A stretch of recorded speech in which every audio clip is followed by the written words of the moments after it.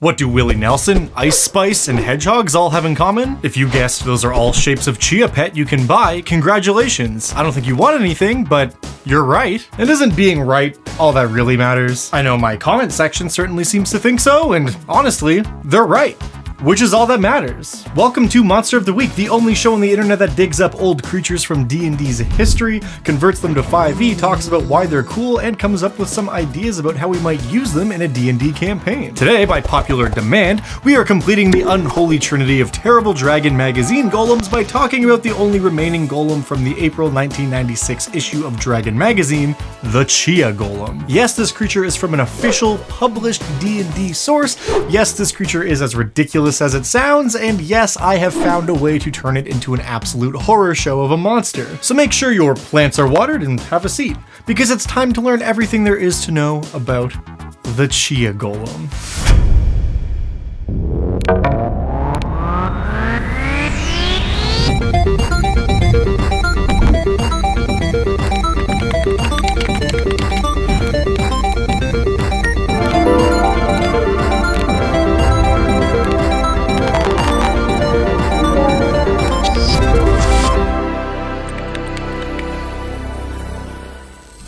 In Dragon Magazine 228, the Chia Golem alongside the Chocolate Golem and Plush Golem debuted as part of a recurring article feature called The Dragon's Worstiary. Because it's like a bestiary, but it ain't the best. This particular entry was all about golems, and they're all ridiculous. To quote the magazine itself, golems are potent symbols of just what high-powered magics can do.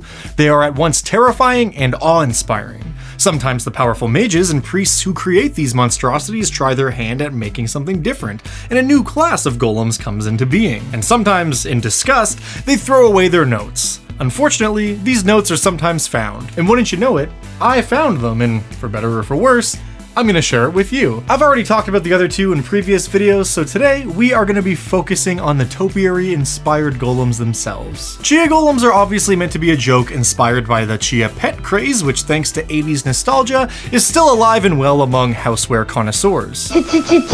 Chia pet, the pottery that grows. Much like the product that inspired them, the body of the golem is crafted using clay and fashioned into a shape decided by its creator. They can literally look like anything, ranging from giant bunnies and hedgehogs to horrible monstrous things to Ice Spice or Willie Nelson apparently. Once the body has been crafted and treated with fire to become rigid, the hollow portion of the golem is filled with soil, fertilizer, and seeds, at which point several spells must be cast on the body in order to enchant the creature and transform the thing from a giant statue with plants in it to a proper golem. One thing that's actually really interesting about these guys is that unlike basically all other golems, they're not crafted by clerics or wizards, but by druids. I mean, clerics or wizards could theoretically still create one of these golems, but the magic required to awaken them has its roots in nature.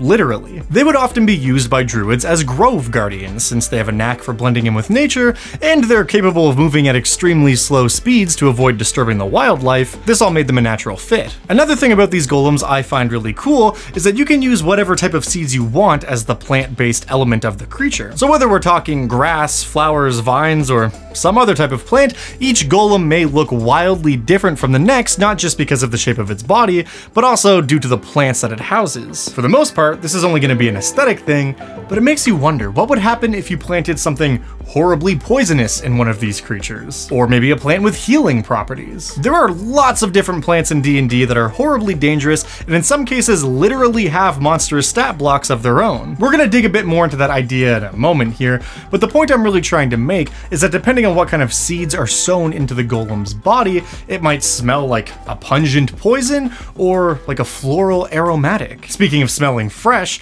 I gotta give a massive shout out to this week's sponsor, Dungeon Coach and the DC20 Kickstarter. Now this might come as a shock to you, but did you know that I enjoy playing RPGs that aren't Dungeons & Dragons 5th edition? I know, it's blasphemy, but I truly do believe as a GM the best way to level up your GMing skills is by playing lots of other systems. And the DC20 RPG is shaping up to be one of said systems that incorporates a lot of new and fresh elements while also having lots of familiar stuff for us 5e enjoyers. enjoyers. DC 20 really pares back a lot of the stuff that often causes undue hangups at the game table and promises to be both incredibly easy to jump into, but with lots of potential for mastery. The new action point system is a total overhaul of how action economy works in most other RPGs, allowing players to do a lot more with their turn and between turns to influence the flow of battle. All of our martial classes are also getting some love with stamina points that can be used to augment their abilities, maneuvers, techniques, and a whole bunch of other interesting weapon properties that change more than just the dice you roll for damage. And for the wizards and mages out there, fret not,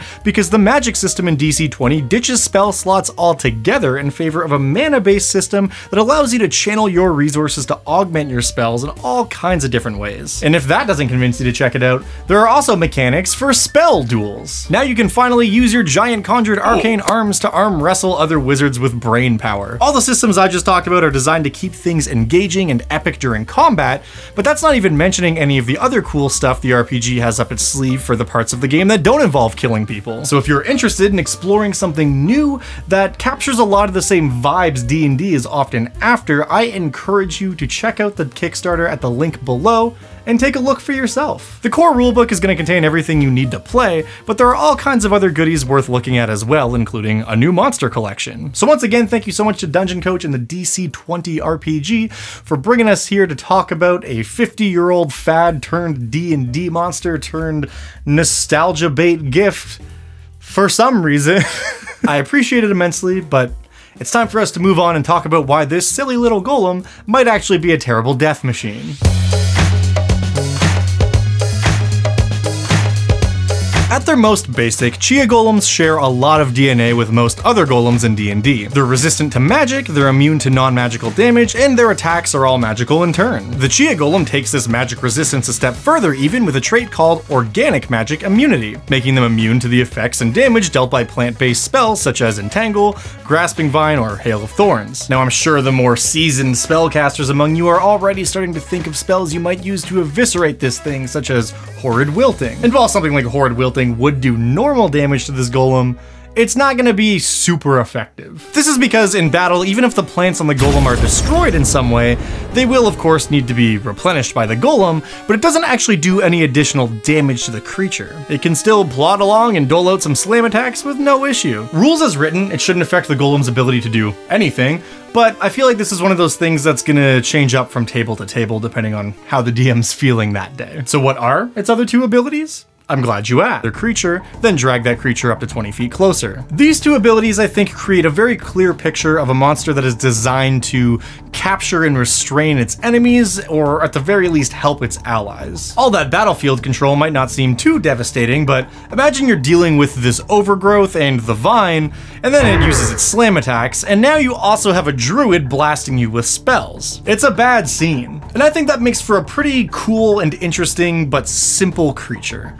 However, I couldn't just be satisfied with leaving it there. In the source material, it alludes to a chia golem with poisonous plants inside of it. So I decided to take that idea and create a variant of this monster that is effectively the same creature, except it's immune to poison damage, the poison condition, and it gains an additional action called Poison Cloud. This attack functions on a recharge of 5 to 6, and the golem uses it by shaking its body, releasing a cloud of poisonous spores into the air, forcing all creatures within 60 feet to make a con save. If you fail that save, you're poisoned for 1 minute, which in a combat encounter sucks. However, once the poison fades, you have now contracted a disease which I've called Sprouting Madness. A creature with this disease will begin to notice small plants of the same variety belonging to the chia golem that infected them are starting to sprout from their skin. It's not an instantaneous effect, but every morning when the creature wakes, it will notice 10d6 sprouts have appeared on its body. And this will continue to happen. Every morning when they wake, they'll roll 10d6, and that many new sprouts will show up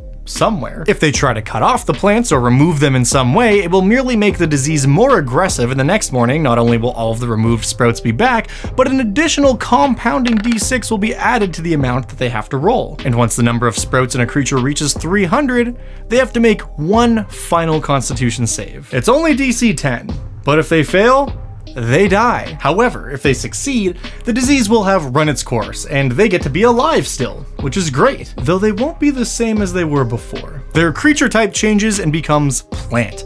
They'll gain resistance to poison damage, and they'll also gain vulnerability to fire damage. In other words, this disease has the potential to turn another creature into a chia pet, sort of. If the disease doesn't just kill them, this has potential to be kind of awesome actually, unless outside of that specific circumstance, it could be pretty good. Now, horrible chia diseases aside for a minute, just think of all the different ways you could modify this golem by adding a new type of plant into its back. The first thing that came to mind for me was the yellow musk creeper. For the uninitiated, a yellow musk creeper is a flower that releases a scent, which, when you smell it, forces you to do nothing on your turn other than walk towards the plant. It's also got a melee attack that does psychic damage, and if it kills you with that psychic damage, it plants a bulb in your body, which causes you to come back to life as a yellow musk zombie. The Last of Us style. So now imagine this horrible plant is riding on the back of a giant construct that specializes in restraining its enemies. I think that's an amazing idea for an encounter, but I also worry it's a little bit too mean. I wouldn't do this against a group that doesn't like being challenged in battle, because we're really starting to verge on TPK territory here if things don't go quite their way, but I also think it would be really cool, so do with that what you will. There are tons of other plants you could use too with special abilities of their own, and hell, you could even use some of the more prominent fungus creatures if you want. Just strap a shrieker mushroom to that bad boy and now your guardian golem has a built-in siren. Let me know what kind of plants you would combine with this creature in the comments down below, because I just know there are some of you with cursed plant knowledge, D&D or otherwise, that can create something just horrible that I wouldn't even be able to think of. But speaking of designing our own chia golem, let's move on and talk about who might be planting seeds in these things and why.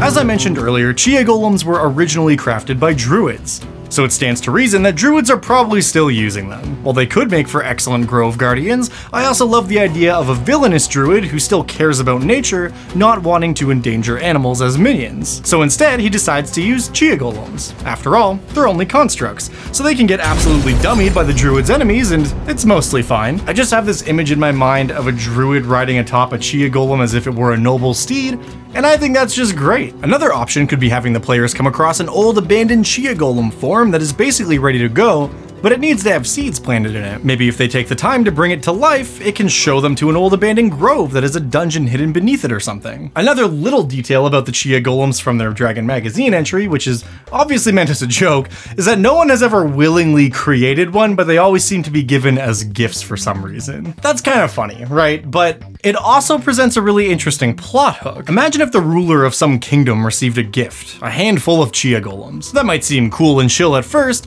but only once the seeds in said golem have matured does the king realize his mistake. It was a trap all along, and now the golems are all sprouting poisonous spores, killing half the population and transforming the other half into plant people. So it falls to our noble heroes to stop the golems and find out who's behind this dastardly plot. And if you just like the idea of having them in your world, like any other golem, they can be used as guards and servitors with ease. A castle hedge maze populated by chia golems sounds like a really interesting encounter, and a potential horror show depending on how you decide to run it. I also think it's worth talking about this chia disease that I've kind of come up with. If you decide to use that, whether a player contracts it or it's a group of NPCs that have contracted it, trying to find a way to cure those characters could be really interesting. Because I mean, theoretically the change is permanent, right? But there's always room for you as the DM to create an antidote or some kind of salve that can solve the problem once the disease has taken root. Or they just cast restoration before it fully runs its course, but this is assuming a case where the disease has run its course and they've survived the saving throw to not die. Another thing you should think about is what kind of shape you want your chia golem to take on. I mean, there's all the simple shapes like dinosaurs and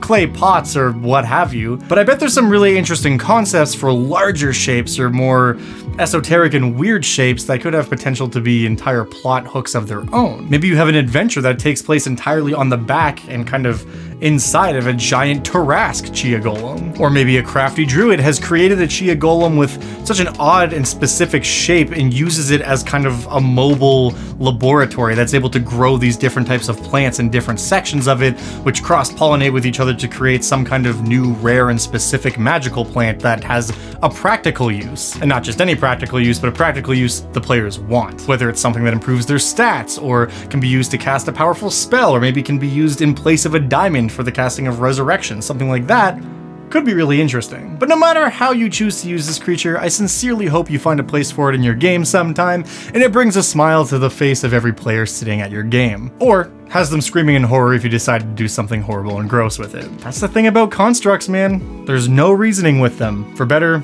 or for worse. As always, you can find my 5e conversion complete with all the stats you will need to run this creature successfully at the table, the rules for the poisonous variant, the disease, and some stuff for how you might actually create one of these creatures in your game, all linked in a Google document down below. And of course, over on the Dungeon Dad Patreon, you will find my high-res PDF Patreon exclusive version of this stat block, which will contain all the same information, but it's got the new fancy schmancy artwork, the new fancy schmancy layout, and it helps me keep all these hot fancy schmancy lights on. We're getting into summer here, gang, so be prepared to hear me complaining about the heat a lot, because it is very warm. And speaking of Patreon, that does remind me it's time for Patron of the Week! This week's randomly selected patron is a D&D enthusiast. I mean, I would hope so. Thank you so much for your enthusiastic support.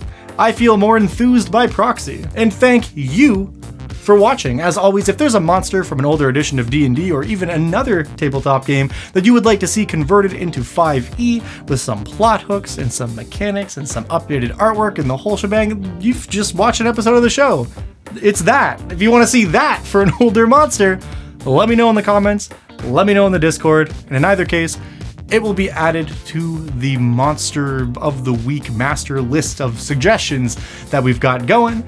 And who knows, you might just see it show up on a future episode of Monster of the Week. In any case, that's all I got for you this time. Stay tuned to the end to find out what's coming next week, and I'll see you then. Bye for now.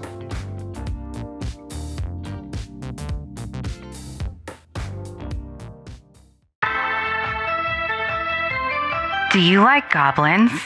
How about the Underdark?